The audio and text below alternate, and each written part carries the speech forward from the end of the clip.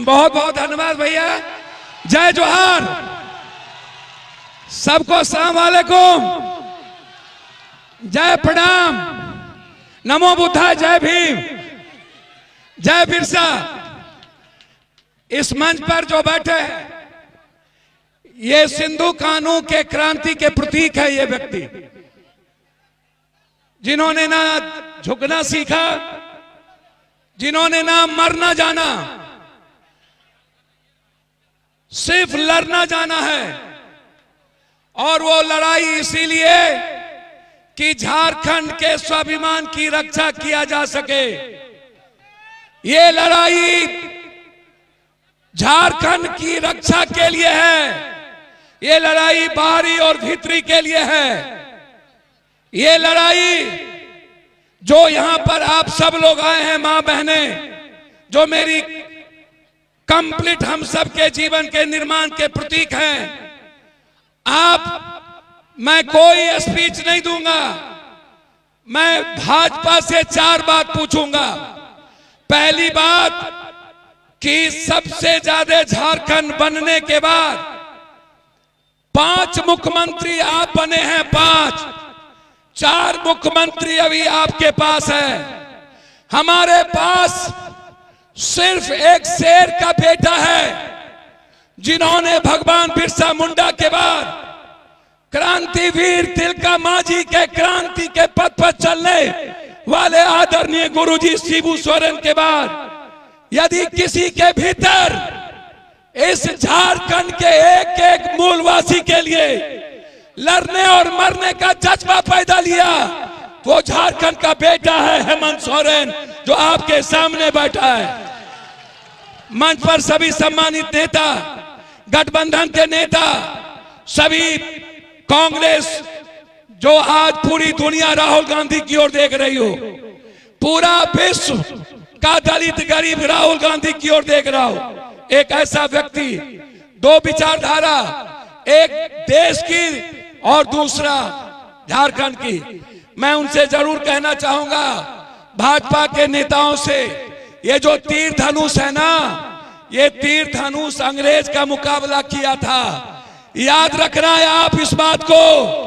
ये तीर धनुष बंदूक और तोप से ऊपर है। इस बात का ख्याल रखना। जब हमारे पास संविधान नहीं था, जब हम लोकतांत्रिक मूल्य में नहीं थे, तब मेरे पास तीर धनुष था। आज मेरे पास एक तरफ तीर धनुष है, दूसरे तरफ संविधान है, और तीसरे तरफ ये देश की जनता है। ये दुनिया में इससे बड़ी कोई ताकत नहीं हो सकती है। ये लड़ाई आज हमारी है। दूसरी तरफ एक बात ख्याल रखना, ये भाजपा की लड़ाई क्या है? ये जल जंगल जमीन पर कब्जा करने की है। अभी मैं आपको 2 बात कहना चाहूंगा, इस बात का ख्याल रख लेना। झारखंड में के पहले छत्तीसगढ़ और उड़ीसा में लगभग 600 आदिवासी के युवा को मारा है। 600 और वहां के आदिवासी और गरीब लोगों के घर और जमीन को कब्जा कर रहा है ये बीजेपी अपने उद्योगपति के द्वारा। यहां कौन आए हैं, कौन चुनाव लड़ेगा, मैं आपसे जानना चाहता हूं। ये गुंडे लोग आए हैं बाहर से। एक मेरा बेटा है, बाप का भाई है, हम दोनों अलग अलग कोख से पैदा लिए हैं। यदि हेमंत आपका मूलधन है तो पप्पू यादव सूद और ब्याज है आपका। ये आप ख्याल रखना है। आप, मैं आया हूं एक बात कहने। ये लोग बाहर से आ रहे हैं सारे गुंडे, और ये क्यों आ रहे हैं बाहर से? आप उनसे पूछो कि झारखंड को सबसे ज्यादा किसने लूटा, झारखंड को गरीब किसने किया, झारखंड को कमजोर किसने किया, झारखंड की बेरोजगारी किसने छीनी, झारखंड को आर्थिक बेहाली किसने की, झारखंड को इस हालात में किसने पहुंचाया? यदि झारखंड को किसी एक बेटा ने बचाया, वो है हेमंत सोरेन। और आज मां योजना, ये मां योजना नहीं है, ये आपके अस्तित्व की योजना है। ये योजना आपकी जिंदगी की है। इसीलिए चूंकि इनको आगे जाना है, मैं सिर्फ इतना एक बात कहना चाहूंगा अंत में, आपसे सिर्फ एक बात याद रखना कि आप जिन चीजों के लिए यहां आए हैं, ये आज सिर्फ आदिवासी, गरीब और मुसलमानों के लिए नहीं। आपका जो बेटा है हफीजुल, ये इंसान है हफीजुल। ये कभी जात पात नहीं किया, ये कभी हिंदू मुसलमान नहीं किया। मुसलमानों से ज्यादा इस मधेपुर के बाजार के व्यापारियों से मोहब्बत किया।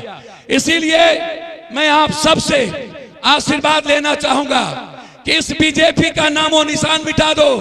एक तरफ हेमंत का गुंडा यहाँ बैठा है गुंडाई के रूप में, आप इस हेमंत बिस्वा को बढ़ाओ। तुम्हारे जैसे गुंडे को हम अपने क्रांतिवीर हेमंत के द्वारा खत्म करेंगे और तुमको झारखंड से समाप्त करेंगे। ये लड़ाई के साथ मैं आप सारे गैर आदिवासी, चाहे वो यादव हो कोई, आप एक ताकत के साथ इस भाई को मुख्यमंत्री बनाने के लिए आप एक पैर पर खड़े होकर के इस झारखंड में दोबारा अपनी रक्षा के लिए हेमंत अपने भाई और बेटे को बनाओ। बहुत बहुत धन्यवाद। जय जोहार, जय प्रणाम, जय सलाम। बहुत बहुत धन्यवाद, शुक्रिया।